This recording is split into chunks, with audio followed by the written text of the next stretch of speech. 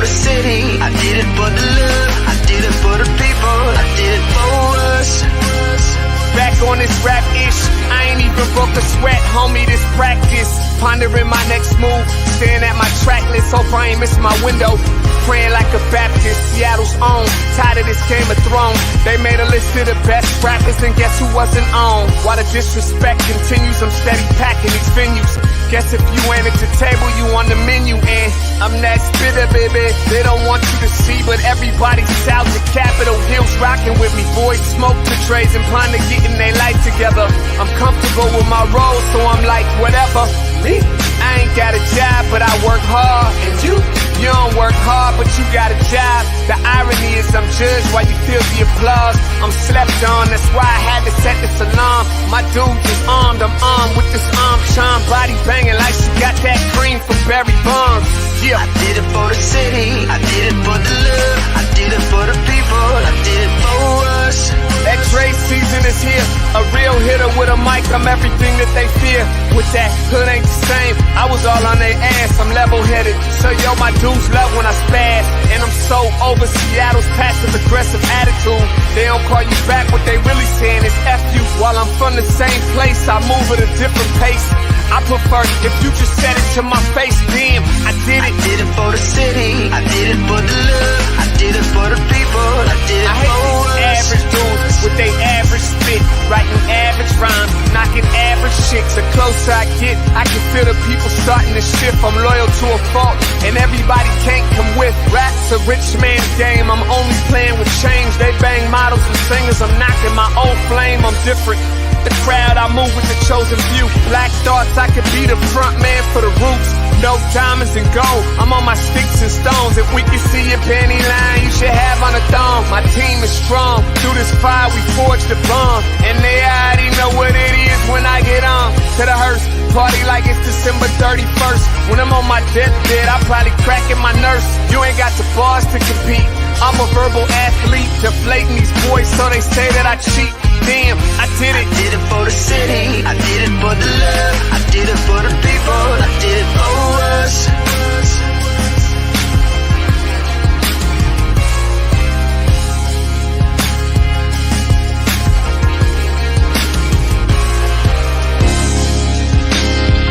Yeah. I should probably start by apologizing for the long wait, man. You know, I know I be tripping. But I'm not just a rapper, I'm an artist. And, you know, my creative process is a little bit different than most. Nonetheless, I want to welcome everybody out to the Dre's Experience. I got TCF in the building. My whole camp's here with me. I got the band in here laying this cool-ass vibe. And I'm Seattle's own. Let's get into it. I just wanna live. God protect me.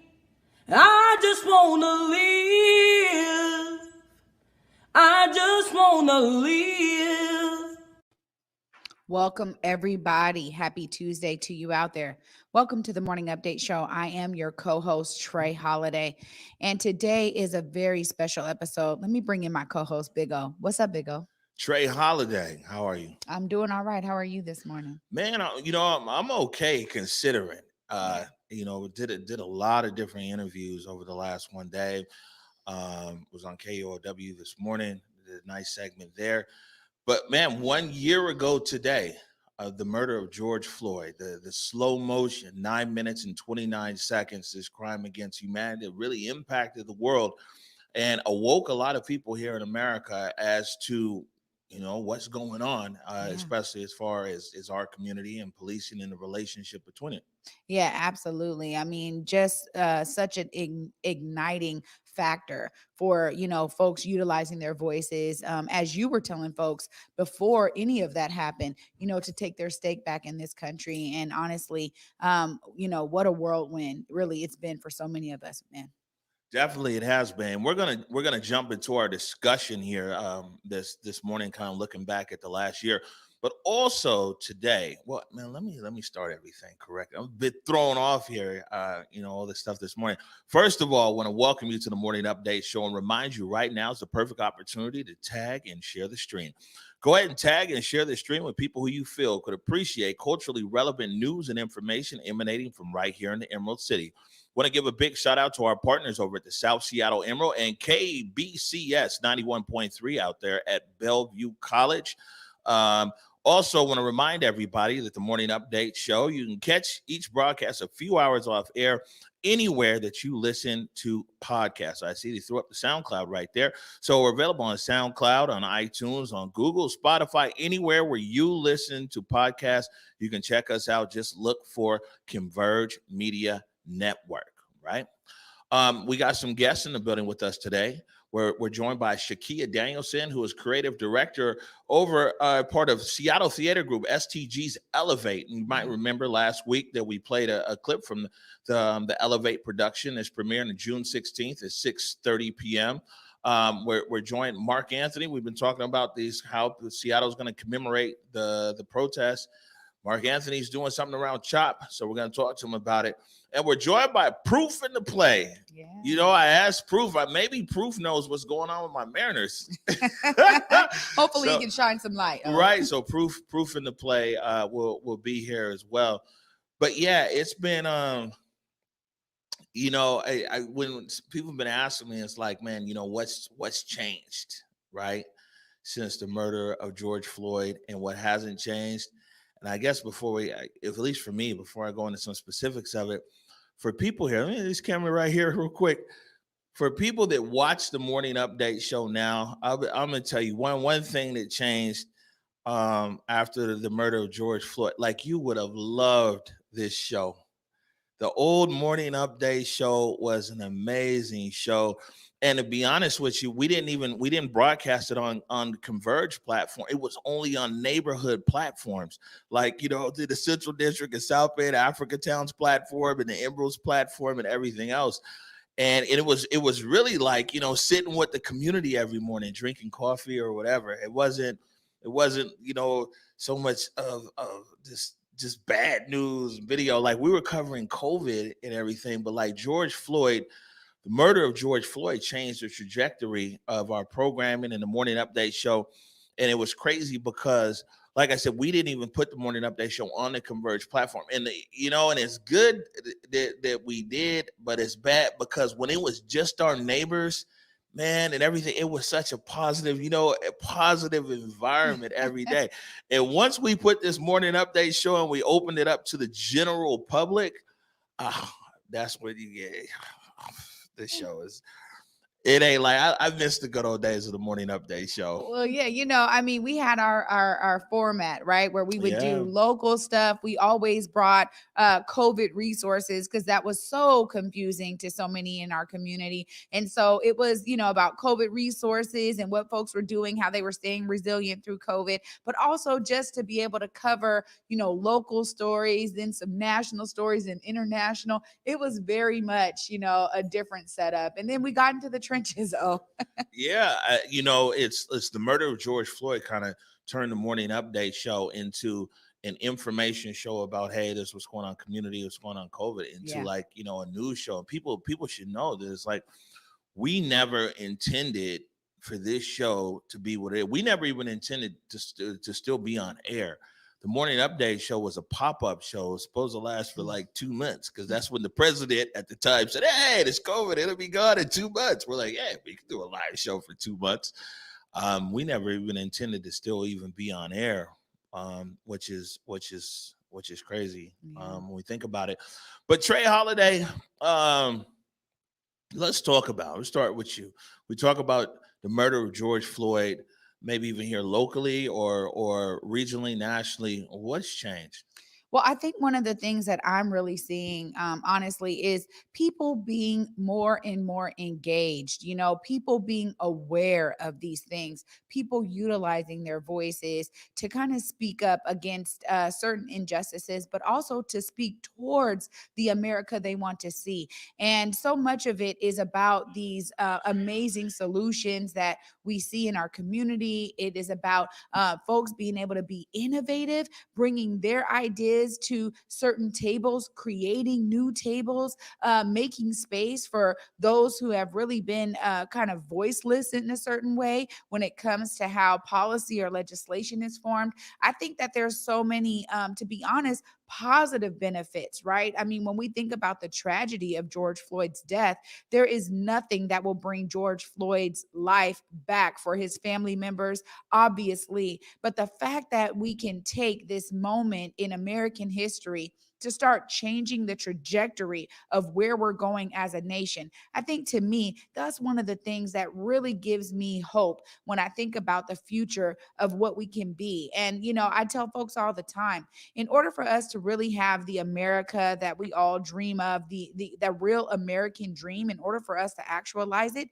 it takes all of us. And I think that we almost needed something to wake us up out of our complacency, out of our apathy, to really begin to see that it's on us to make these changes.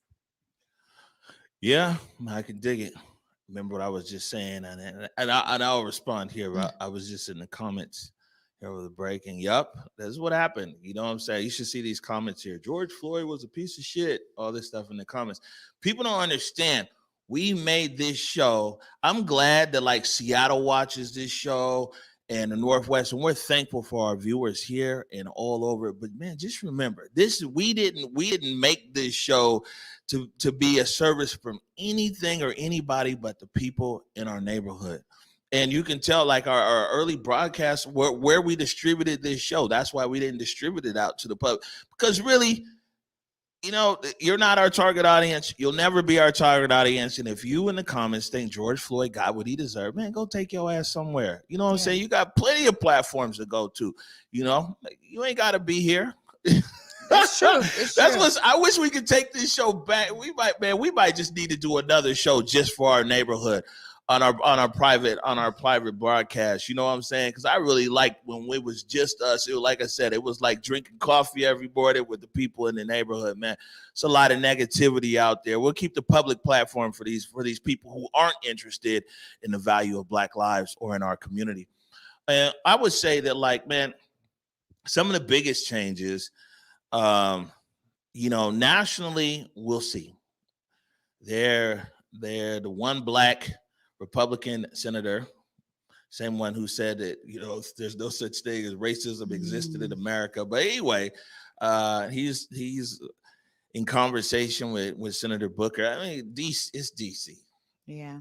Right. We'll see. But keeping it right here to Seattle, I mean, I think one of the biggest things is, and all the people that I came across and everything else, was that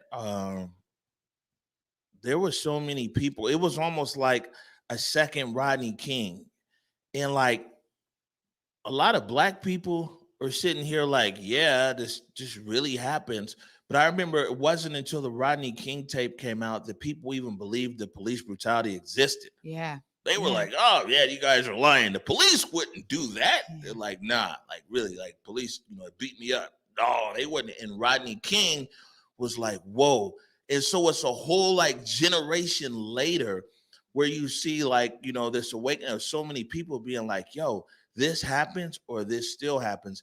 And I think that Seattle, one of the things about Seattle is, we see here a job that really nobody wanted, which is mayor of Seattle. There's 4 Black men running for mayor. Yeah. Imagine there's 4 Black men running for the mayor of Seattle right now. I think that, that's one of the things that we see that came out of the murder of George Floyd and the ensuing Seattle protests. There's so many people who are now focused on community and mutual aid that didn't exist. Yeah. 1 year ago today, a lot of the groups that are out there, Black Action Coalition being one of them, they didn't even exist. Yep. Mutual aid as we see it Yeah, Carolyn hit over there at Blue Cone Studio set a whole new bar of what mutual aid should look like, and mutual aid has persisted here and on. There's all of these groups and organizations that have formed now to be in service of their neighbors. Yeah. I mean, that's the beautiful thing. You know, that's exactly what I'm talking about when we say there's an opportunity, right? And there's plenty of groups that have been doing work on the ground for decades, but the point of the matter is that you can create something new. You can bring your energy to another space. You can create this space. You can literally change your neighborhood, change your community just through your advocacy and through your own action and being vocal about the things you want to see. This is why so often we realize, even when we look at it from a political perspective, right? When we have folks that are bringing their diverse lived experience to a political realm, we actually see a wide range in new policies and legislation that involve and include those folks' lived experience. And, you know, when we talk about someone like Twina Nobles, who's like, look, I was in foster care. Now I want to bring together this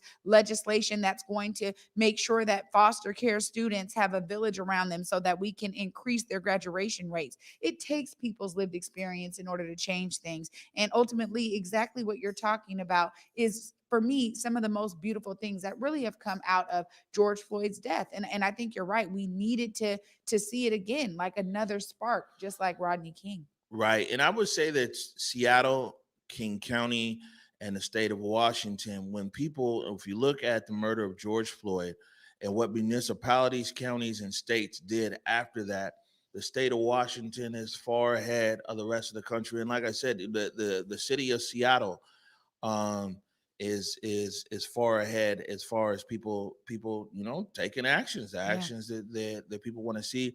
Of course, Governor Inslee signed into law these 12 bills around police reform. So there's a lot of cities, and in the last year, got out a bit, went to a lot of cities, and it was like, hey, say his name, say her name, and we go back to whatever. Especially when I was down south, they had no expectation of anything changing. I was down there in Houston and North Carolina and South Carolina. People voiced their outrage and they went home because there was no expectation that they, the people, could enact any change in their local city, their county, or their state. And one thing I'll say here about the city of Seattle, Martin Luther King County, and the state of Washington is hope persists. This is one place where it's like, they say that one man, one woman, one person can make a difference. It's because hope does persist in this state that people keep pushing. There's a lot of places in America where people know no matter what they do, things are not going to change. In Texas now, you see it's easier to carry a gun than it is to vote. Yeah. The governor's getting ready to sign into law down there. Voter suppression is rampant. You know what I'm saying? All these bills and everywhere. But there's something very special about Seattle. And the murder of George Floyd allowed what was special about our city to come to the surface. And that's where the people said that enough is enough. Yeah. And people wanted to be heard. And when I say the people being heard, yeah, it's easy. We say, oh, there's protesters there. You know how many people sign up for public comment? Yes. How many people wrote or emailed not only their city council member, their King County council member, their state legislature? People got involved in the process. People who've never been involved in the process before got involved in the process, because Seattle, no matter what we say or anything else, it still is fertile ground for people who have a concept or an idea of how things could be better or should be better, right? And this is what makes our city very unique and very different. And the fact here that within the municipality of Seattle, Black people make up about 7% of the population. Man, who knows with these numbers? But one thing interesting, I have the camera right here. One thing interesting that I point out, and especially as I travel across America, we just got to keep it real here as to what occurred. You're not going to get tens of thousands of white people in Atlanta to come out every day and face police violence, tear gas, rubber bullets, flashbangs, and everything else because they want to see something better for Black people. That's not going to happen in Atlanta and Dallas and Houston and Raleigh and everything else. And I mean, I was out there You know, I saw, especially when we talk about the Western Barricade there. They came out. That's what I'm saying. There's some things that are unique about Seattle. You go a lot of places in America, the majority population isn't coming out for a population that represents 7%. Yeah, you know what? Oh, you just mentioned such a great point here. And I was so fortunate enough to have my podcast, Equity Rising, launched last year. And the truth is that we were speaking to guests all over the world.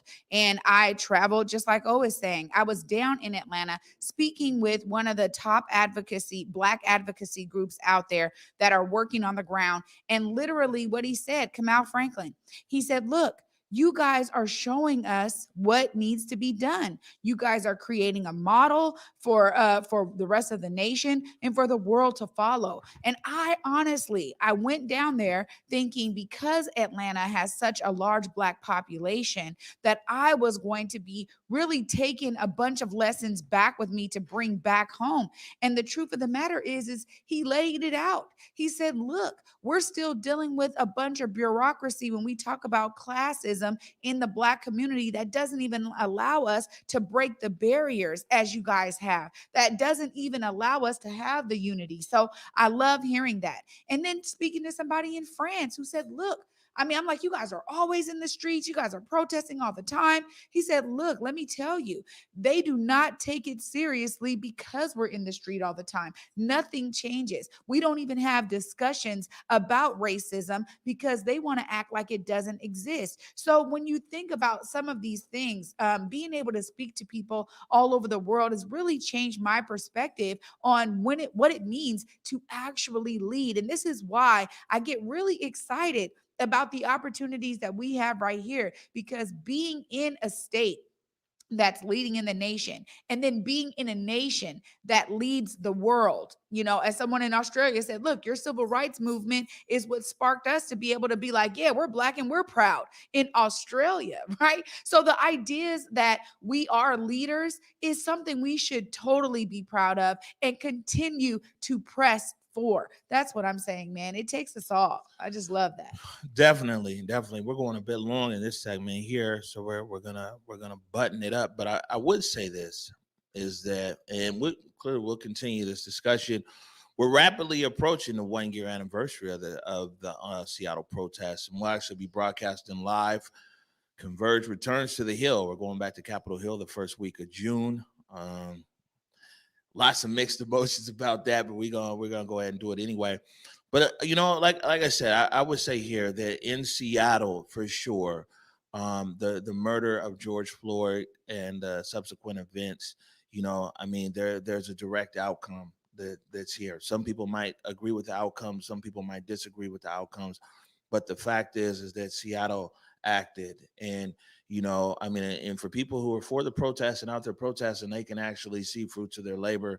A lot of them, the results occurring down in Olympia, which means that it impacts the entire state of Washington.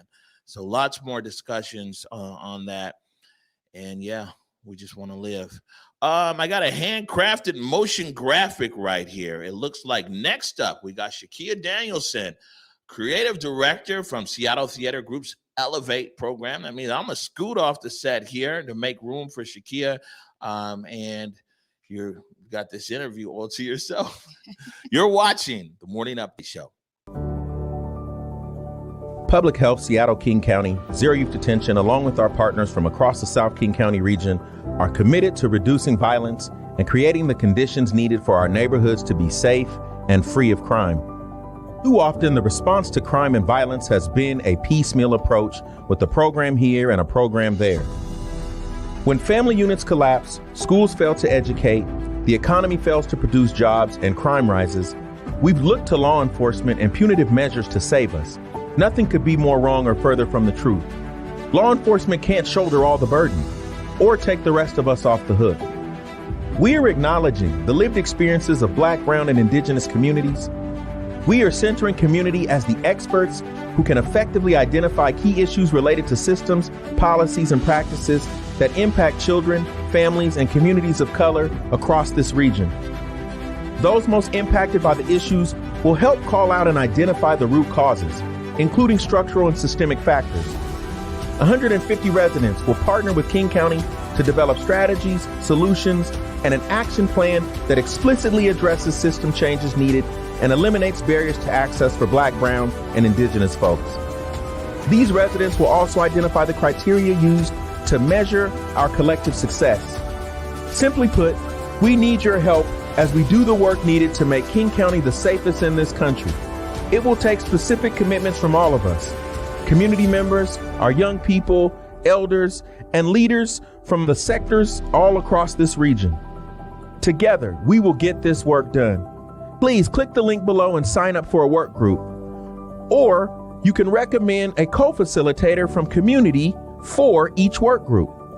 We look forward to hearing your ideas, concerns, feedback, and solutions as we build a community where all our children can be happy, healthy, hopeful, safe, and thriving.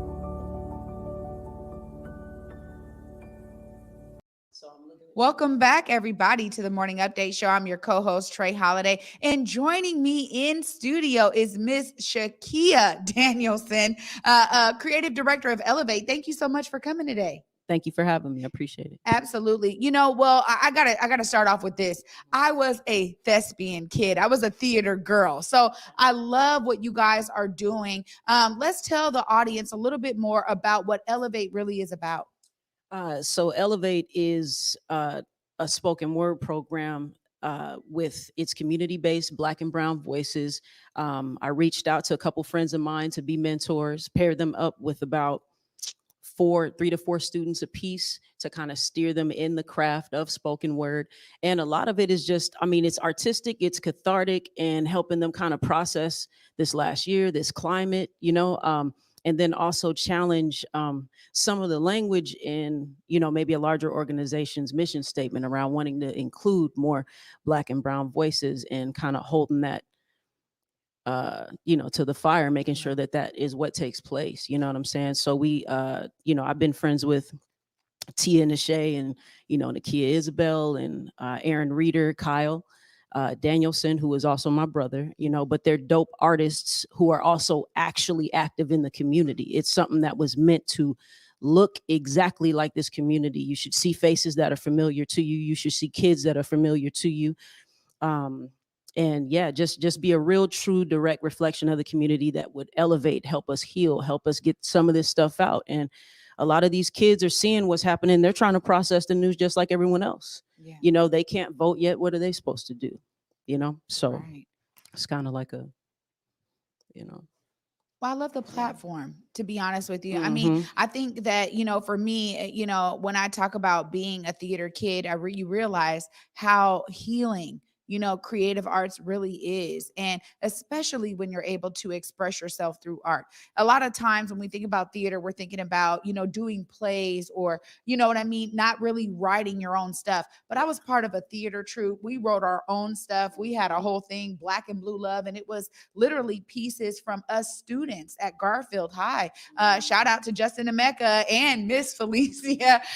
You know, shout out to Miss Felicia. Yeah, come on. She's like, still, I just love her. She was the reason why I started acting. Saw her in 5th grade in theater doing her thing. And so, to be honest, she really inspired me. But the truth is that you need that. And so I love that you've paired these guys with mentors who are really, you know, honing in their own craft in their own right. I mean, I know Nakia, I know Tia.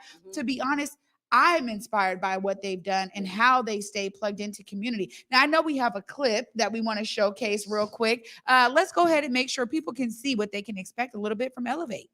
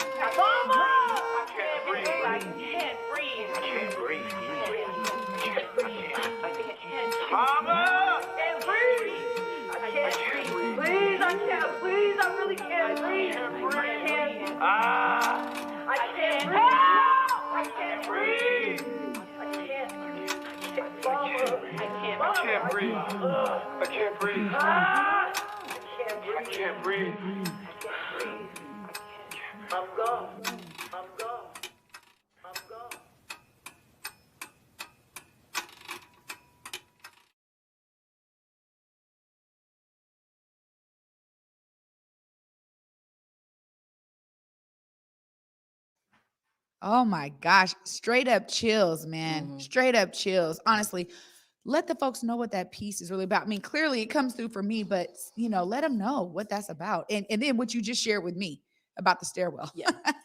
So part of this project, and even pairing up with Stephanie Johnson Tolliver, is to learn a bit more about the history of the theaters in Seattle, other facilities in Seattle, and some of what Miss Tolliver would call the little nasties.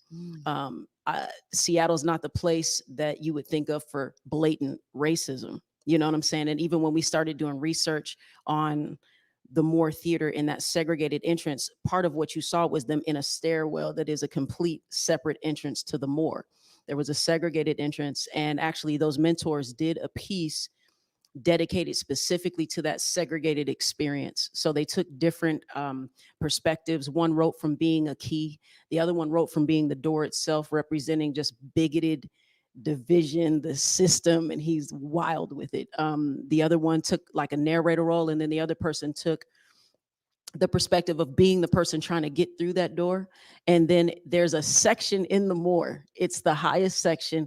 Even the design of it is segregated. You can't see anyone below you. They can't see you at all. You are completely out of sight, out of mind, and just how deep Jim Crow as a standard practice was. And it didn't miss Seattle. I know we love to think Seattle's progressive, but it's just covertly racist at times. And so this piece was just demonstrating the stress in the community. I can't breathe. This is traumatizing, seeing people look like you constantly on the news, murked, unarmed.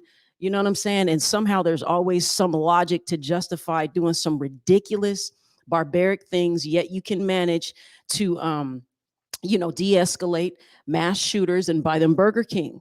You know what I'm saying? You can feel like you're in danger with this one who has a lot of melanin, but with this one, they can actually be armed and you can manage to de-escalate the situation. It's a problem. You know what I'm saying? Wow. I mean, seriously, I immediately just real chills. And I'm glad that you're able to explain it after we showed it, because, sometimes people have to be kind of punctured a little bit. You know what I'm saying? Feel the emotion come through. And try to make sure that they understand where they're at emotionally as they watch something like that, right? And really see themselves in it. This is really, it feels like this is very innovative for a Seattle Theater Group. What had you say, you know what, this is the time, we need to do it in this way? As creative director, how did you get the buy-in to do something like this? Well, one, Matisol reached out to me, and I've done projects with Matisol before. That's a first for me. I care about relationship, and I care about if you know the difference between appreciation and appropriation. And I feel like Matisol is someone who does. So that's one, because otherwise I'm not sure I would have even been involved. Yeah. And the other thing too is, if you ask me to do a project, then I usually have like, okay, if you're gonna ask me to do it, I want to do it like this, I want to do it like that. I don't want anything that I'm a part of to just be a symbol of something. You know what I'm saying? I'm cool with the symbols of stuff. The substance has to be there for me. So I want to pick the people who are, again, they don't have to have huge platforms all over the place. They are really people with their boots on the ground doing the work. I want them involved. You know what I'm saying? There's some unsung heroes. There's people who have contributed to some things that we benefit from, that I love the opportunity to highlight. I love intergenerational components. So we got elders in this too. There's Mona Lake Jones. We have fair housing because of this woman. You know what I'm saying? We got Larry Gossett in here. We have George Northcroft, who I really appreciate. He's also a board member of Seattle Theater Group, but he's kind of elevating in his own way from his end of it. You know what I'm saying? And so you can't have all this youth and all this zeal without some wisdom in the same space, and I want this real, authentic, pure, intergenerational representation of this Black community. Oh, I agree. I'm just like, absolutely. Everything you're saying, because for me, I think that it needs to be through all of our platforms, every kind of way. When we talk about multimedia approaches, right? What does that really look like? And you guys are doing it. So I'm really excited. I have some stuff to talk to you about after this, because I'm really excited about this. Tell the folks how they can enjoy Elevate. Let them know right now where they go to make sure that they are participants in this amazing event. Okay, well, you go online. The link is up now. You register STG Presents /ECE/Elevate. It's free. You register online. It's virtual. It'll be safe. And, God willing, next year it'll be in person. But we want you there. It's for you. We want you there. Amazing. Thank you so much for your vision and really your creative direction on this. I'm looking forward to being able to see it myself and also watch it with my children. I think it's so important. You know what I mean? When you talk about that intergenerational approach, maybe my grandma and my kids. Sorry, please, because there's something for every last one of them. Well, amazing. Thank you again, Shakiah Danielson. Yes. Okay, I got it right. All right. Appreciate you so much for being here with us. You guys heard it right here. You guys have an opportunity to participate. Make sure that you guys check out Elevate. And I'm excited that you are here today. Stay tuned, you guys. We'll be right back after this short break. You're watching the Morning Update Show. Public Health, Seattle, King County, Zero Youth Detention, along with our partners from across the South King County region, are committed to reducing violence and creating the conditions needed for our neighborhoods to be safe and free of crime. Too often, the response to crime and violence has been a piecemeal approach with a program here and a program there. When family units collapse, schools fail to educate, the economy fails to produce jobs, and crime rises, we've looked to law enforcement and punitive measures to save us. Nothing could be more wrong or further from the truth. Law enforcement can't shoulder all the burden or take the rest of us off the hook. We are acknowledging the lived experiences of Black, Brown, and Indigenous communities. We are centering community as the experts who can effectively identify key issues related to systems, policies, and practices that impact children, families, and communities of color across this region. Those most impacted by the issues will help call out and identify the root causes, including structural and systemic factors. 150 residents will partner with King County to develop strategies, solutions, and an action plan that explicitly addresses system changes needed and eliminates barriers to access for Black, Brown, and Indigenous folks. These residents will also identify the criteria used to measure our collective success. Simply put, we need your help as we do the work needed to make King County the safest in this country. It will take specific commitments from all of us, community members, our young people, elders, and leaders from the sectors all across this region. Together, we will get this work done. Please click the link below and sign up for a work group. Or you can recommend a co-facilitator from community for each work group. We look forward to hearing your ideas, concerns, feedback, and solutions as we build a community where all our children can be happy, healthy, hopeful, safe, and thriving.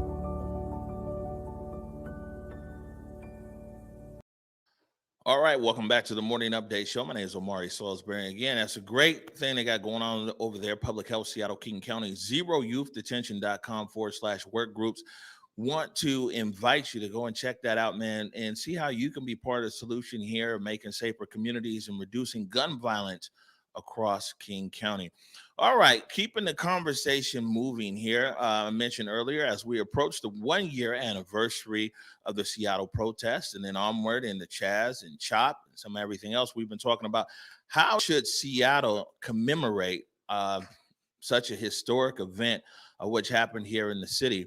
Last week, we had Justin Carter from Capitol Hill Seattle blog on, and Justin talked about one of the things being proposed by Mark Anthony, which was an event there at on Capitol Hill at Cal Anderson Park. So I thought it's important for us to keep this conversation going and really getting feedback from Mark Anthony, but also other people out there in the community as to how we should commemorate the 1-year anniversary. So joining me now is Mark Anthony. Welcome to the Morning Update Show. Thank you, Omari. It's good to be here. Okay, so I'll let you pop it off here. You got an event coming up. You can first of all can tell people what it is, what it's about, and I guess the thought process behind it. Yeah, so I know you guys were talking about it last week. Basically, our original plan was to have a CHOP anniversary that also celebrates the holiday Juneteenth. Now, with the holiday Juneteenth, a lot of people celebrated on June 19th, but I think it's important that we also recognize that not all slaves were freed after the end of the Civil War on June 19th. It actually took a long time for the Union Army to move south and basically take over the southern states and force the slave owners to release people. So Juneteenth, it was supposed to be originally an ambiguous name for the dates throughout the week that it took people to be freed. So my goal was to create another opportunity for people to come out and support of Black culture and support of Black history and support of the civil rights movement, to also support this holiday so that we could create a positive image. And I wanted to bring back a lot of the same positive things from CHOP, which I and a lot of people agree were the arts. I wanted to bring back painting, I wanted to bring back speakers, I wanted to bring back the culinary arts, music, all kind of different things. So, you know, that's our goal for the event. I have had a lot of difficulties trying to plan this. You know, we're in the middle of a pandemic right now. A month ago, we were talking about going back to phase 2. It would be really hard to hold this event if we were going to phase 2. So we found out a month ago we're not going to be going backwards. We're going to be, you know, possibly looking to open up by the end of July or the start of July or something like that. So that's definitely opened up some possibilities. I wanted to get the street where the Black Lives Matters mural is painted in Seattle. I wanted to get that street blocked off so that we could allow artists to perform on top of a stage on that street, and, you know, and also at the same time increase the maximum capacity. With phase 3, the maximum capacity is 400 at a gathering. If it would have went down to phase 2, it would have only been 200. So this is my first time ever doing an event, especially one of this scale, one during a pandemic. It's definitely been a learning process, but we're making it come together. All right, so a few things, but before I got a bunch of questions, as you know, right? But before I jump into the questions, because you said we, so who is we? The Chop Art nonprofit. Okay, and that's a whole nother question right there, you know, about this Chop Art. But you know, there is a sizable element. I say sizable because, you know, I'm in touch with some of everybody who's out, you know, who's out there. I mean, from people like you. We did something with TK last week. I talked to the artists all the time, you know, and talked to Carolyn Hitt. I talked to a lot of people. There's a lot of pushback from quite a few people about this event, about the nature. I know it's now more of you said a Juneteenth celebration. You know, there's a connotation in that as well. You know, of course, Lorenzo Anderson Jr. was murdered the evening of Juneteenth up there right on the other side of CHOP. I would say, what kind of support? Let me flip the question. Outside of your group, the CHOP Art Group, what other support are you getting from people who were involved in CHOP 1 year ago? Mainly just emotional support. I'm not out here asking for money. Nobody here knows my cash let me app or rephrase. anything As like far that. as different people and groups and organizations that were involved in CHOP last year, are people jumping on board as far as your vision of it? Are you hearing people want to do their own vision and go do some things? Like, what's happening? Well, I've actually reached out to a number of the people that I worked with at CHOP last year, and so far they've all been on board, wanting to come in and speak at the event. As far as these other groups that have taken, you know, more of a stand after CHOP and even outside of CHOP, I don't really work with those groups, to be honest with you. You've never seen me dressed up in Black Bloc. I told you the first day I saw Black Bloc, I remember I was on one of your live streams and you asked me what I thought about that. I said right into the camera, it's terrible. It's awful. I've lived in Seattle my entire life. I am not going to condone people coming out, attacking people in the streets, damaging businesses. I don't think anybody expects, like, you know, the Black Bloc group. I mean, that's a whole nother conversation on a whole nother whatever. I mean, like, you know, maybe different groups of artists. You mentioned the Black Lives Matter mural. Like, are those people who are supportive of what you want to do? There's like Blue Cone Studios, Carolyn Hitt, you know, especially when you're talking about people who are active during CHOP, you know, as opposed to people who became active after or who are never there. Some of these people were actually there in the CHOP. So as far as the people that painted the Black Lives Matters mural, they're called Vivid Matter Collective. They have a little pop-up shop right there on the corner of what is that, Pine Street and 10th, I believe. And I actually did a event with Mohai a few months ago. I think it was, well, more than a few months ago now. It was back in November or December. And we reached out to one of their artists that came on, did that event with us. We're also looking at trying to involve Vivid Matter Collective in the painting of the shelter house. We've been in talks with the city of Seattle to try to find a group that would be willing to paint the shelter house. Right now, we're still, trying to finalize the details on that, but they're a group that I'm interested in. We have reached out to them to try to get them on that project as well. All right. Now, I would be remiss to have you here, and I know that I would assume this question is coming to you about this chop art. It's funny because the only video if somebody ever find that it's not me, like, yelling because a flashbang went off for gas or something, the only video somebody finds me going off the whole 30 days I was there is when that art, we rolled up and someone was de-installing the art, and I went off because you're right. The art has a real special place, and people who were there in the chop, that, and a lot of people in Seattle could probably understand that art has a real special place for in a lot of people's hearts. And when we talk about commemorating it and everything else, and now you've got this organization, Chop Art, it's another organization. You know what I'm saying? We've seen lots of back and forth. We've seen stuff on the news. The police called, lawsuits, man. I mean, there's a lot of artists who painted this art. Some of them are anonymous. Some of them are known. Some of them are famous, like Henry. Man, what's the story with this art? And then what made you, as someone who's out there now, be like, okay, well, man, art is where it's at. And now I will say it's not in the last few weeks you've been on this art. You've been on this art for a while. But where did that come from? What's the status of the art right now? Is the art going back, to the artist, or what's happening? So let me start from the beginning. The focus of the art started back during CHOP when we had that meeting with the mayor. I was one of the people that attended the meeting with the mayor, and one of the things that we negotiated in that meeting was how to safely preserve that art, because as you said, people had already been deinstalling it, taking it, basically stealing the art. So we basically negotiated with the city that they would hold the art at King Street Station for us so we could catalog it, basically try to find a way to get it returned to the artist, make sure people knew what was going on with the art. In the process of that, I understood that a lot of this art wasn't going to be claimed. People, it would be hard to even get the word out to everybody that was there at CHOP because we had thousands of people there over the span of a month. So I started a nonprofit. And the reason that I started this nonprofit is because I wanted this to be handled responsibly. I wanted it to be handled where people could, actually check up on it, where we were held accountable for it, where we have credibility for it. So by us starting a legal Washington state nonprofit, that was my goal, was that this art would be accounted for. Now, at the time when we started this nonprofit, we only had about 4 consistent volunteers that were working.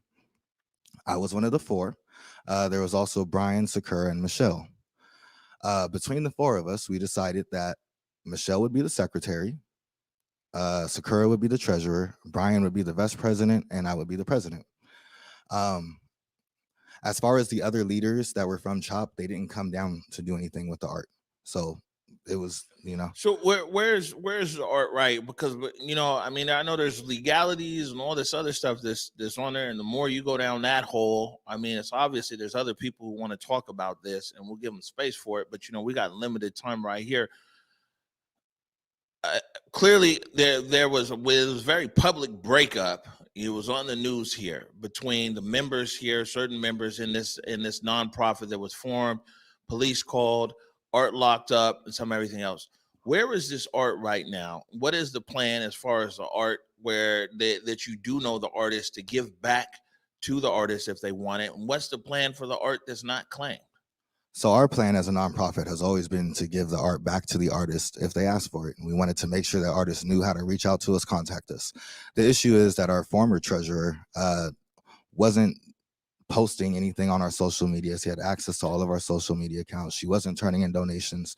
So we had to remove her. I specifically made the decision to remove her. If you're taking money from the nonprofit, I can't have you be a part of it. So I do After want to be that- clear that I didn't add, I even stopped you before I said you go into this breakup. I put a cap on it. So I'm just letting you know now. Now we need to bring your treasurer on air because you've called your treasurer out. But anyways, because we're short on time here, can you tell us what's the status of the current art?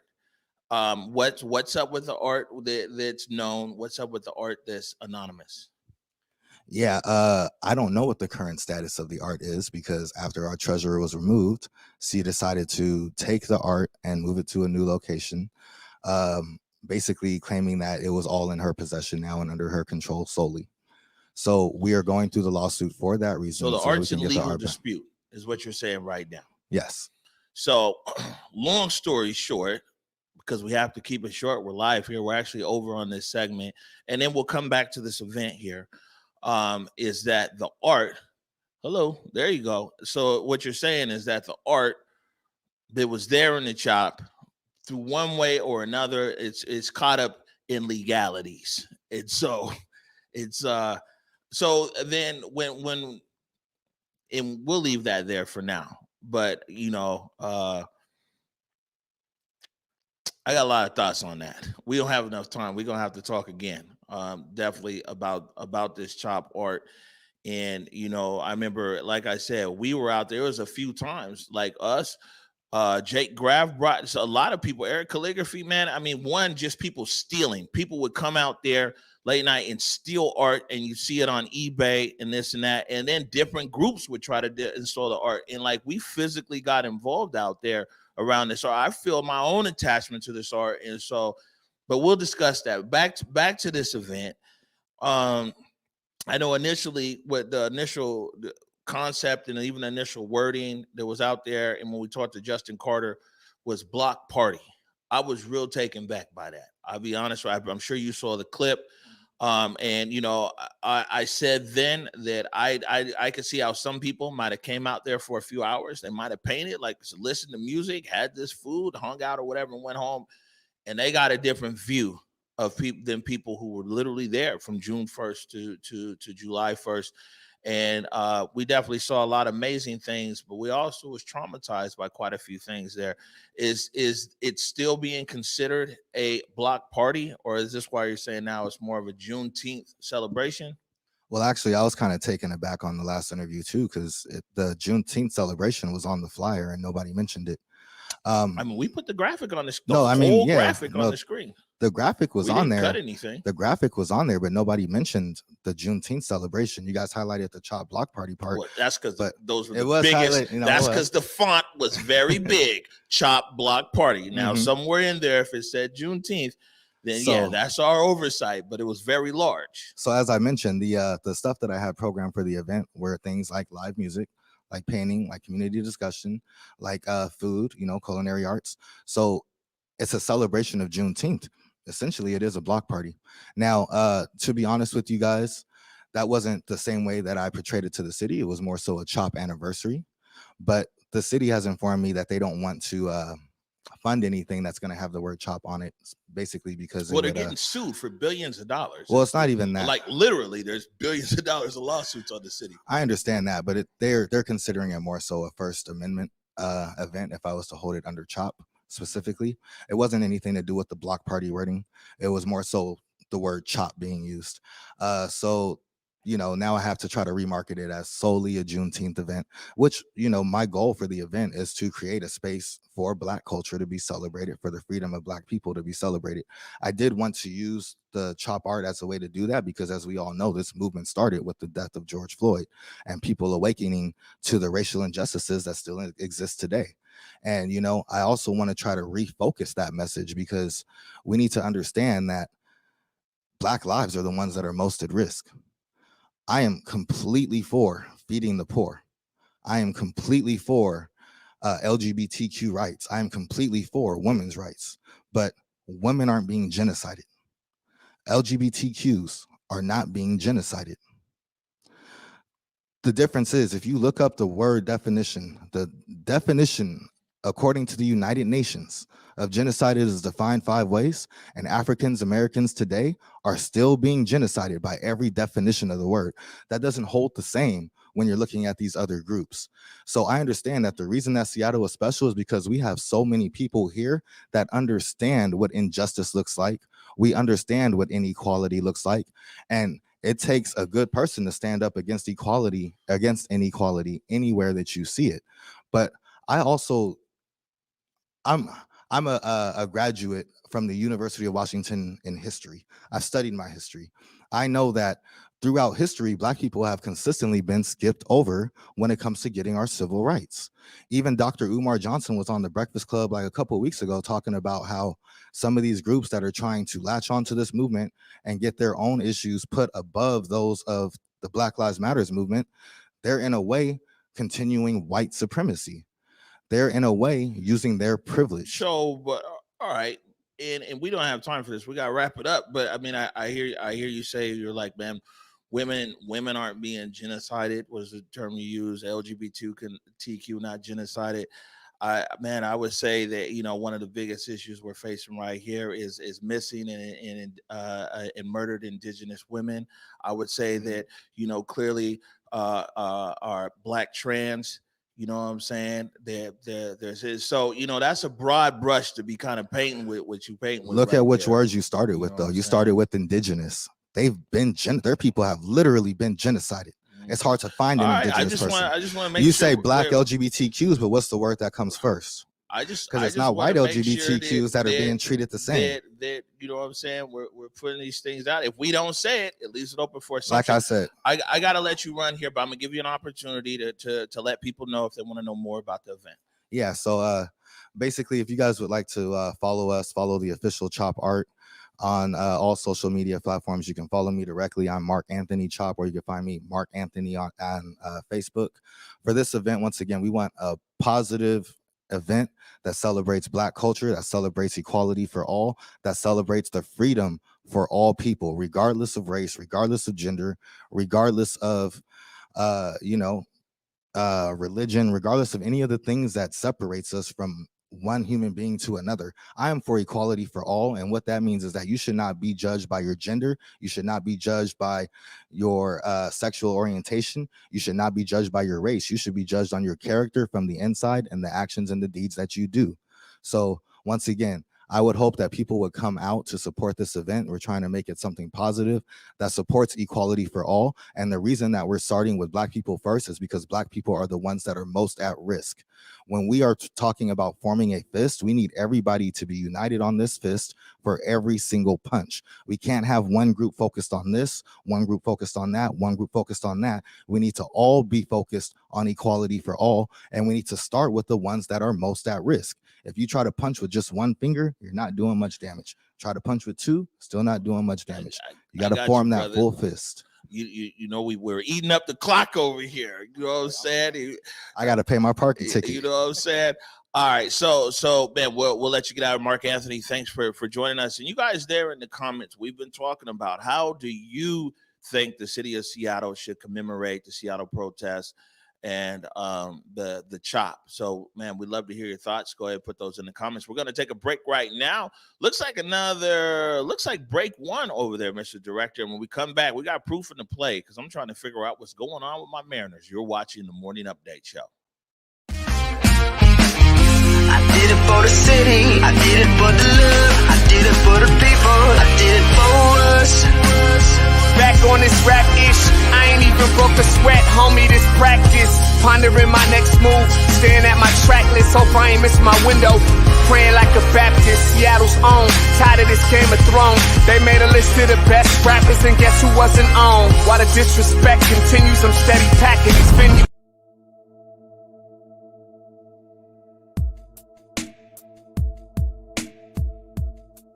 Converge Media produces culturally relevant content for Black and urban audiences. Our coverage is raw, transparent, and objective, praised by community leaders, government officials, and residents. Support Converge Media today via Venmo, Cash App, or PayPal at Converge Media.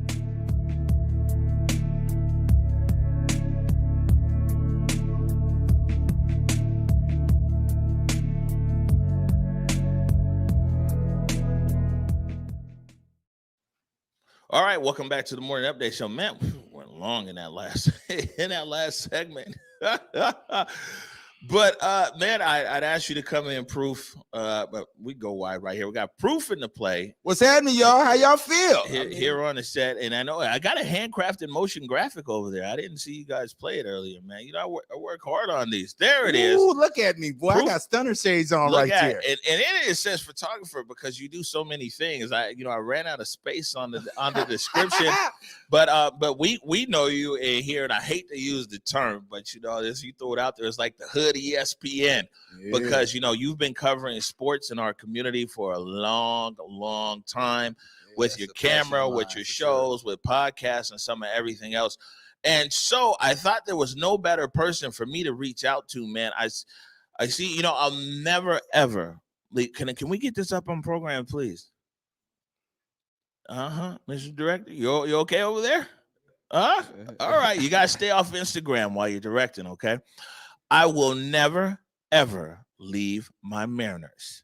There's nothing the Mariners will ever do to make me forsake them or stop being a Mariners fan. You stop laughing over there, Proof. So now let me go wide, though, because I had to bring you in because, man, the M's went down to San Diego, and I'm not sure if it was the sunshine or what. It had to be a little sunshine. Good God, man. I will say this. I'm going to commend you because, most of the people around this time turn from fans to like, I don't want to watch them no more. And you are faithful at it. So we did break our skid. We won yesterday 4-2, which is a great thing. Right? I think we got over the hump. Maybe, I think this is one thing. Now that we're talking about it, maybe we can go over the hump and get some wins in right now. Yeah, man. Like I said, I think you saw that clip. We were over there at Safeco a few weeks ago. Yes, and we were shooting there with Baseball Beyond Borders, and I really was like a little kid in a candy store. I'm like, yo, you know what I'm saying? I'm in the ballpark. But man, the M's have definitely been having some, man. They've really been having issues everywhere. Yes. Yeah. And as an M's fan, as Seattle, anybody that knows, we haven't had a playoffs in 20 years. Okay. And so every little bit counts. Every slide, every steal, everything is significant for us. And for me right now, I just think that, one game at a time. That's all I can do. One bat at a time. I just want us to become somewhat relevant in baseball. And I'm gonna still be an M's fan to the day I die. All right, you better stay on the bandwagon. Oh, yeah, I'm on the band. I can't get off. I mean, I might be on the caboose, but I'm still there. I'm still there. He said, as long as you're still on the train. So now something else I want you to update me with. It was a confusing conversation that I was having here with Trey Holiday, because like her son's playing basketball, and it's like basketball season is starting out in like federal, and I was like, man, it's almost June. They're playing basketball. What's going on? Football, whatever. So, what's happening with high school sports? With high school sports, because of the COVID, and they didn't do the regular season, they're trying to make it up by making seasons up when they can. And so now because we don't have a state championship for this year, they're just trying to get league games in at least. And so now we see the Metro League having their league games, SPSL, which is having their starting their games today. It's just so they can get their seniors some experience and give them some of their high school back that they didn't get. Now, meanwhile, I'm trying to beg like Keith Sweat and Luther Vandross to get in the gym. I cannot. It's something in me. I have to be in the gymnasium. I got to feel it. But it's a lot of more gyms that are allowing me to do that. Big shout out to Friday night. It was Friday Night Lights, Garfield versus Seattle Prep. Seattle Prep's one of the top 5 teams in the Metro League. Double overtime. Garfield won. So that should be another good look for you. Garfield winning. Of course it is. Hey, come on, man. Who has the most state championships? Okay, in basketball in the state of Washington? You ain't gotta watch. James. Everybody knows Garfield. the throne. Okay, everybody knows the throne. All right. Okay, see, it now goes my over there. Mariners. I'm like, yeah. But about them Bulldogs. You guys get real serious about your Bulldogs, man. You get real serious, and I'm not mad about it. Everybody has to have pride like that. I think if we had more pride like that in ourselves, we'd be better off. I think we'll have accomplished a whole lot more. So who you got? I mean, clearly I always got my Bulldogs, but who else is looking really good to Metro? Well, right now, I mean, it's so much parity right now. You got Seattle Prep, like I said, just losing to Garfield, but you got O'Day and the Eastside Catholics and the Rainier Beach that only have 2 losses. Garfield only has 2 losses as well. The big game right now is tonight at 7:30. I'll be there. Who's playing? Rainier Beach versus O'Day. It's going to be the game of the night right now, 7:30. Yes, sir. If you didn't know, now you know. Listen, they're going to have it on NFHS. Hopefully, your main man Proofing the Play being there. Converse Sports will be in the building. And one thing I want to tell you, Omari, I got to give you a good luck pin right now. Maybe if you put this on a Mariners cap, we might win a couple more games. All right. So what we got here? So this says here. Let me put this up. Yeah, just put it on up. Proofing the Play. Come on now. And so you got my promise down. You know, I'm putting this on. I mean, you got abundance of hats. That's what I'm saying. But baseball is all about superstition and stuff. Yes. So it's the one pin that you might move to every hat as opposed to 20. Come on, pins man. We got to get our wins in. You see what I'm saying? So we ain't been in the playoffs in 20 years. We got to make it happen around here. Listen, if me putting the pin on my hat's gonna help these Mariners, I'm down for whatever needs to happen. Well, you know what? I'll start wearing the Mariners hat if that be the case. Whatever superstition we got to have, I need to get in the playoffs. We need you to cut the shag. Okay, I don't know, man. The shag is, I mean, I'm bringing it back. I mean, it's wavy up top, and then you just got a little bit of wild, and it's business right here. Wild child in the back. That's all you got to do. It's a party back there. At least you got some business. Okay, yeah, okay, all right, yeah, I got, yeah. We ain't gonna go there. It's all right. A big O got his thing going on. Okay, he's the big O for a reason. Maybe because he don't sleep, and maybe he's losing hair a little bit because he don't sleep. I mean, he's working very hard. I really appreciate your hard work because it always rubs off on others. Even if they're not sitting in the building, they know how much work and dedication you actually put in. So. Hey, man. Appreciate that. Well, I appreciate you. Before we let you go, how can people keep up with Proofing the Play? Well, I mean, you can always look at me on Instagram, Facebook at Proofing the Play. I'll be on here soon enough, man. I'm just working on some things. Omari got my he kickstarting a lot of stuff, and he's making sure that I can be the greatest I can be at what I'm doing right now. So I appreciate that. It's a lot more interviews. I got some stories in my head that I really want to portray. So just be on the lookout. We're going to be doing a lot more things. But you can look at me on Instagram, Facebook, Proofing the Play, PROOF, the letter N, the play. I always know that I shot you, but everybody else has art too. So I'm trying to be inspired by everybody that's doing something creatively. So. All right, good stuff, man. Appreciate you, Proof. We're going to take a short break right now. When we come back, Trey Holiday returns to the set. You're watching the Morning Update Show. I did it for the city. I did it for the love. I did it for the people. I did it for us. Back on this rap-ish, I ain't even broke a sweat, homie, this practice.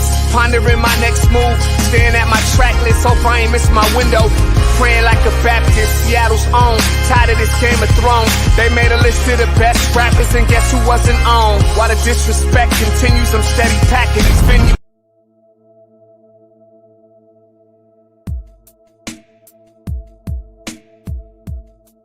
Converge Media produces culturally relevant content for Black and urban audiences. Our coverage is raw, transparent, and objective, praised by community leaders, government officials, and residents.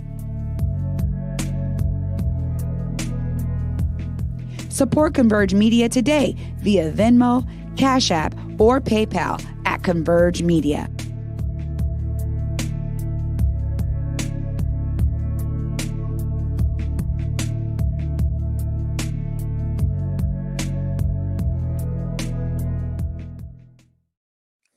All right, welcome back to the Morning Update Show. We're in overtime right now. Looks like we're 7-8 minutes over. A real full show, kind of all over the place in a way. I'm looking back at 1 year after the murder of George Floyd. Talked to people over there at Elevate. ST. This looks like it's going to be a real good program on June 16th. Mark Anthony about Chop anniversary and Proofing the Play. Always comes he with the gave me energy. he gave me a pin for my hat though. You believe me? I'm gonna wear anything that can help these Mariners. Want to play this clip right here though? Somehow it didn't make it in yesterday, but I saw this on Pamela Yasutaki's Facebook page and was like, "Wow, this right here is Northwest Tap Connection."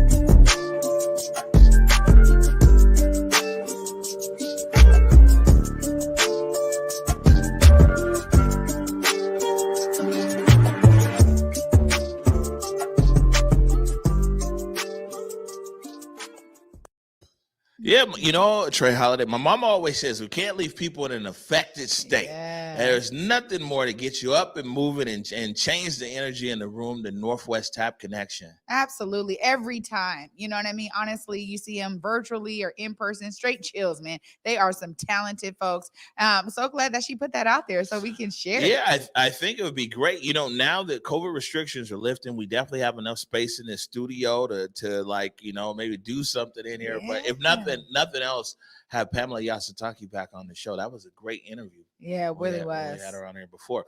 All right, we're overtime here, and we're definitely getting out of here. Any last words for you, Trey Holiday? You know, always, you guys find a way to see yourself as a part of the solution. You guys know that's always going to be my message as we see that this year, you know, really culminating a full year after George Floyd's death, many people have found a way to get themselves involved and find their way to be a part of the solution. You should too.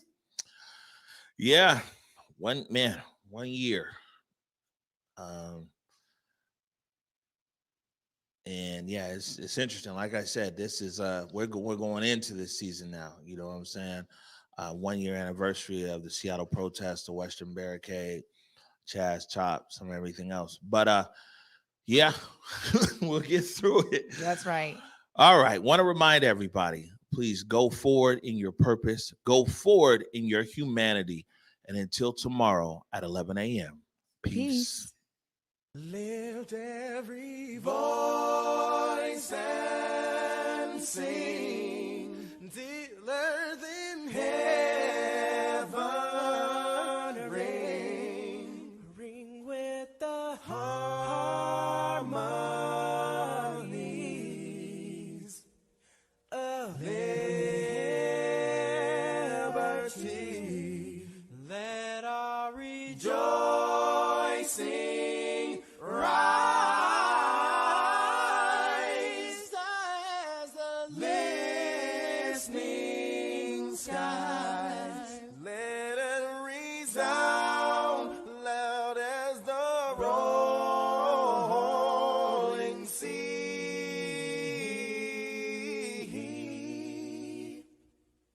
Sing a song full of the faith that the dark past has taught us. Sing a song full of the hope that the present has brought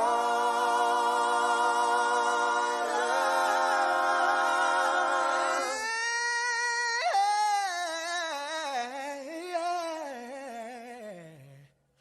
Facing the rise. rising sun of a new day.